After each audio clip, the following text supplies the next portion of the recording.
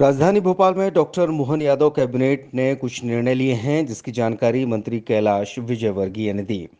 ये बैठक CM doctor Mohan Yadav की अध्यक्षता में हुई जिसमें नीति आयोग की बैठक के संबंध में जानकारी मंत्रियों को दी गई। उन्होंने बताया कि स्वास्थ्य के क्षेत्र में आयुष विभाग सभी जिलों में काम करेगा और योजनाओं का लाभ मिलेगा। आंगनबाड़ी में काम करने वाली बहनों को बीमा मिलेगा। जीवन ज्योति योजना, पीएम सुरक्षा बीमा योजना का भी लाभ मिलेगा और प्रीमियम सरकार भरेगी। उन्होंने कहा कि कैबिनेट में महत्वपूर्ण प्रस्तावों को हरी झंडी मिल गई है। महिलाओं से जुड़ी योजनाओं को मंजूरी मिल गई। रक्षाबंधन पर लाडली बहनों को 250 रुपए की सीएम की घोषणा पर भी कैबिनेट में मुहर लगा दी गई है। 450 रुपए में रसोई गैस सिलेंडर, उज्ज्वला लाभार्थी और लाडली बहनों के लिए योजना जारी रखने के प्रस्ताव को भी हरी झंडी मिली है। प्रधानमंत्री बीमा योजना आंगनवाड़ी कार्यकर्ताओं और सहायकों को देने पर भी मुहर लगा दी गई है। भारत बनाने में राज्यों का योगदान बड़ा महत्वपूर्ण है और इसलिए जितनी भी कल्याणकारी योजना है, विशेषकर गरीबी उन्मूलन की, उसके ऊपर राज्य सरकारें बहुत अच्छी तरीके से काम करें, जिससे कि विकसित भारत का हमारा सपना है वो जल्दी पूरा हो सके। मुझे आज ये कहते हुए बहुत प्रसन्नता है कि काफ़ी दिनों से यह बात की जाती थी कि स्वास्थ्य के क्षेत्र में आयुष विभाग वह हर जिले में काम नहीं कर रहा है।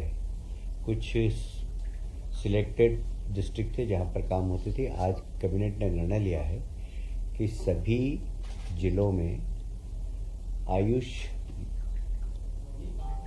योजना के अंतर्गत जो हमारी विधाएं हैं उसके माध्यम से मरीजों को लाभ मिल सके।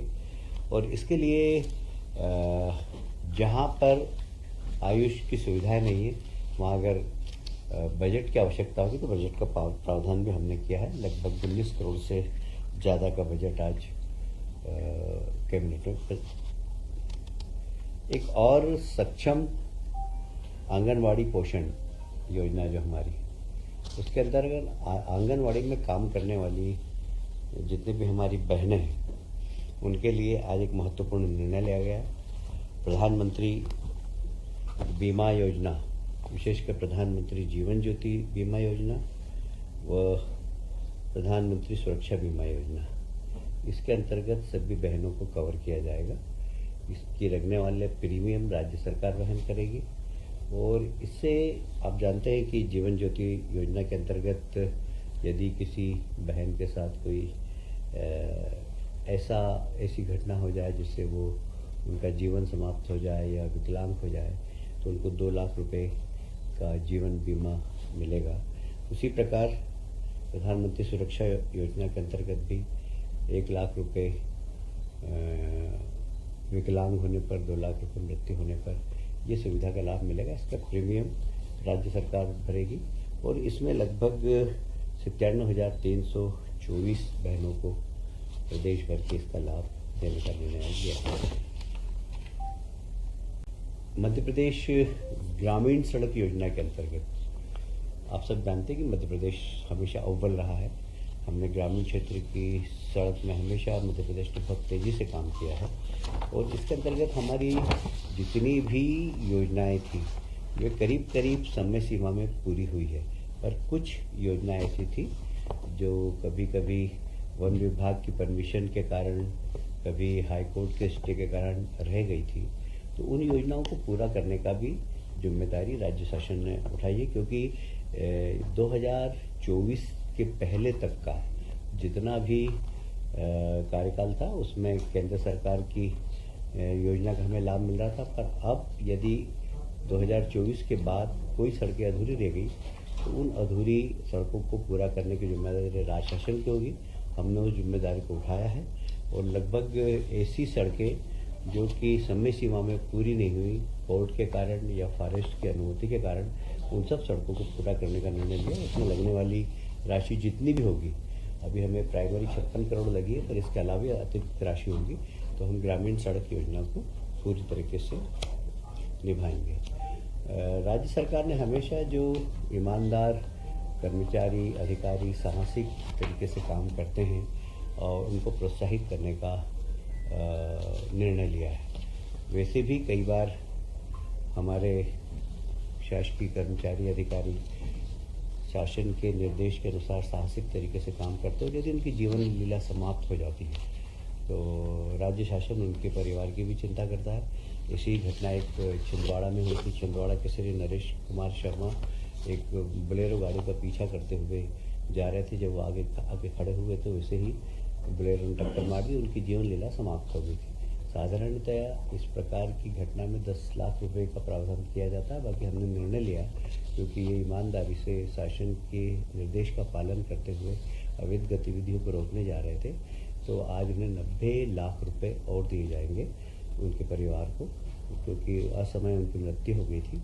और हमने जैसा पहले भी आपको अवगत होगा कि इस प्रकार की राशि उनकी पत्नी को आधी और आधी उनके माता पिता को देंगे। तो 45 लाख रुपए उनके माता पिता को देंगे तो 45 लाख रुपए उनकी पत्नी और बच्चों को देंगे।